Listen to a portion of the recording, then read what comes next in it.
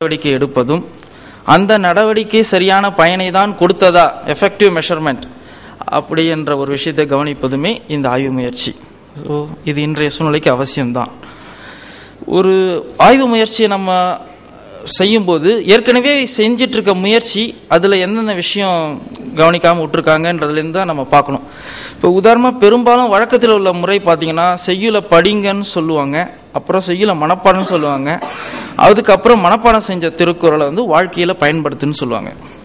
இது பெரும்பாலும் உள்ள ஒரு இதில் என்னென்ன காரணங்களால் இந்த முறையில் தவறுகள் முழுமையான பலன் கிடைக்காம போகுதுன்னு பார்த்தீங்கன்னா, செய்யுளை படிப்பது அப்படின்னு ஒரு நிலை வரும்போது, செய்யுளை படிக்க வாய்ப்பு இல்லாதவர்கள், வெளிநாட்டில் இருக்கிறவங்களுக்குலாம் சாதாரண பத்திரிகையை படிச்சிருவாங்க, செய்யுளை படிக்கிறது அவங்களுக்கு கஷ்டமாக இருக்கும். அப்படி செய்யுளை படிக்க வாய்ப்பு இல்லாதவர்கள் இந்த நிலையிலே நின்று விடுவார்கள். செய்யுளை படிக்க தெரியும், மனப்பாடம் செய்ய தடுமாறுறவர்கள் அந்த நிலையிலே நின்றுடுவார்கள். மனப்பாடம் செய்த திருக்குறளை வாழ்க்கையில் பயன்படுத்துவது, மனப்பாடம் செஞ்சிடலாம், ஆனால் திருக்குறளோட கருத்து ஏன் எதுக்கு அப்படின்னு ஆராய்ந்து தெரிந்து கொள்ளாமல் அதை வாழ்க்கையில் நடைமுறைப்படுத்துறதுன்றது கொஞ்சம் கஷ்டம் அப்படின்னு நினச்சி விலகிடுவாங்க. யாராவது கொஞ்சம் பேர் அந்த திருக்குறளை படித்து அதுபடி நடந்தாலும் மற்றவர்கள் யாருமே அதை பின்பற்றாத போது அது ஒரு பெரிய அளவில் அவங்களுக்கு வரவேற்பு இருக்காது. இதுதான் இப்போ இருக்கிற நடைமுறை நிலையாக பார்க்குறேன். சரி, இந்த திருக்குறளை ஆய்வு பண்ணியே ஆகணும் அப்படின்னு நான் நினைக்கிறதுக்கு என்ன காரணம்? எங்கள் அப்பா ஒரு தமிழ் ஆசிரியர், 35 வருஷமாக சென்னை மாநகராட்சி பள்ளியில் தமிழ் ஆசிரியராக படித்தார். தமிழ் படித்ததின் காரணமாக அவருடைய பேரே தமிழ்மணின்னு மாற்றிக்கிட்டார். எங்கள் அம்மா பேர் புஷ்பவல்லி. தமிழாசிரியருக்கு மணந்து கொண்டதுனால அந்த இஷ் என்ற வடமொழி எழுத்து கூட வரக்கூடாது அப்படின்றதுக்காக புஷ்பன்னா மலர், வள்ளினா கொடி அப்படின்னு மலர் கொடின்னு பேரை மாற்றினாங்க. இப்படி ஒரு தமிழ் குடும்பத்தில் பிறந்த நான் 1330 திருக்குறளையும் முழுமையாக படித்தேனா அப்படின்னு கேட்டு பார்த்தா இல்லை.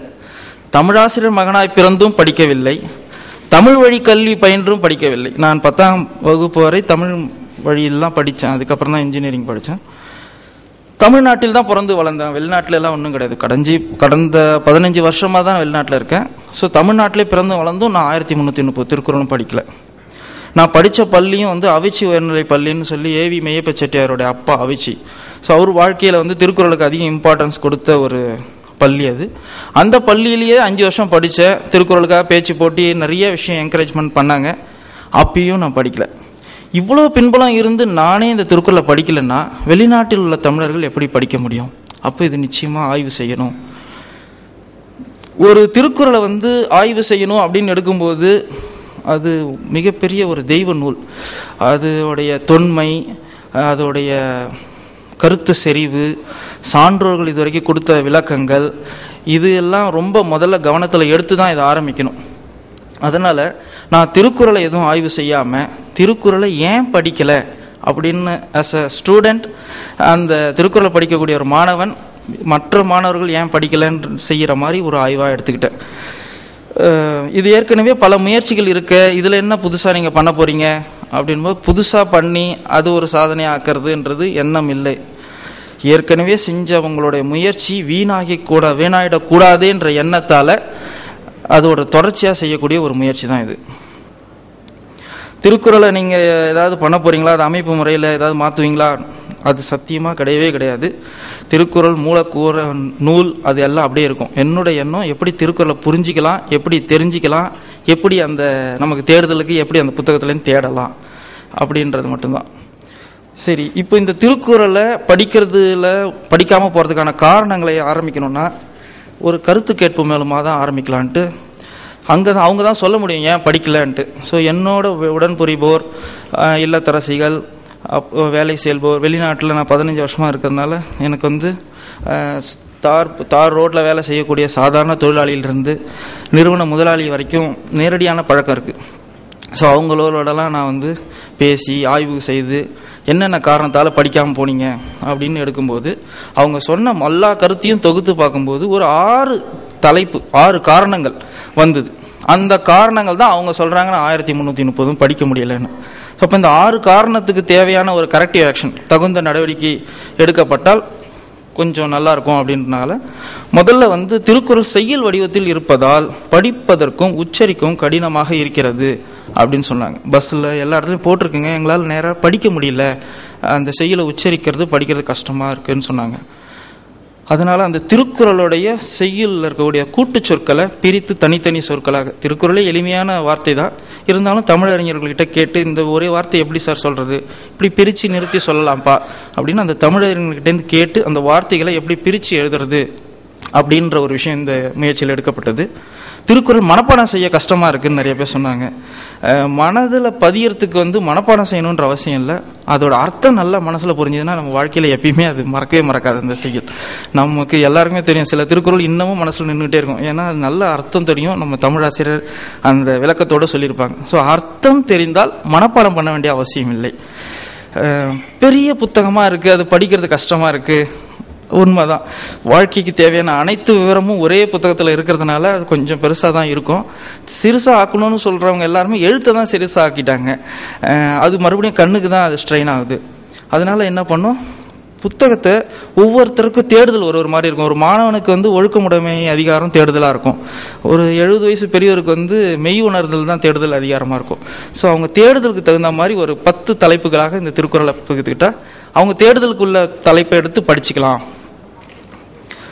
ஒரு திருக்குறளை படித்தா உடனே ஒரு 4 சந்தேகம் வரும்.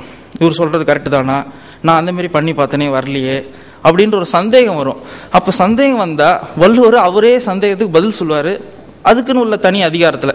அப்போது என்ன சந்தேகம் வருது, உங்களுக்கு அதுக்கான பதில் என்ன அப்படின்றதுக்காக திருக்குறள் அந்த ஆர்டரில் எடுத்துகிட்டு இருக்கேன். ஒரு கேள்வி கேட்போம், அதுக்கு வள்ளுவர் பதில் சொல்லுவார். பேசினோடனே நமக்கு ஒரு சந்தேகம் வரும், அதுக்கான பதில் என்ன குறள்ன்றது அடுத்த பதிலில் வரும். அந்த மாதிரி ஒரு முறையில் இது தொகுக்கப்பட்டிருக்கு.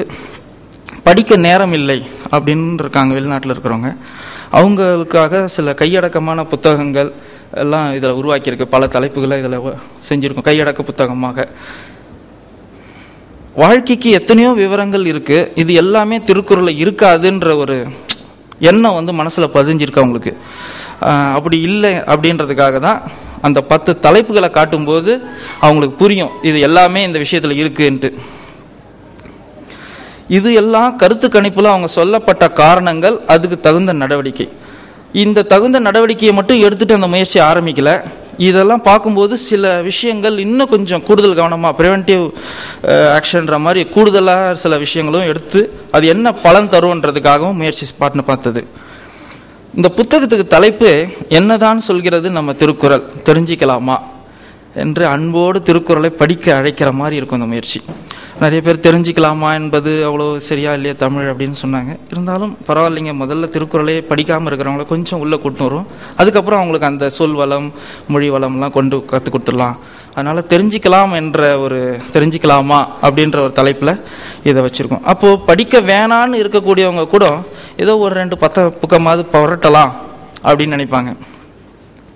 வாழ்க்கையில் மனதில் சாதாரணமாக தோன்றும் கேள்விகளை இந்த முயற்சியில் இருக்கும். கேள்வி கேட்கப்படும் வள்ளுவரை நோக்கி. அப்போ ஏதோன்னு புரட்ட திறந்தவங்க இன்னும் 2-3 பக்கங்களை புரட்டுவாங்க.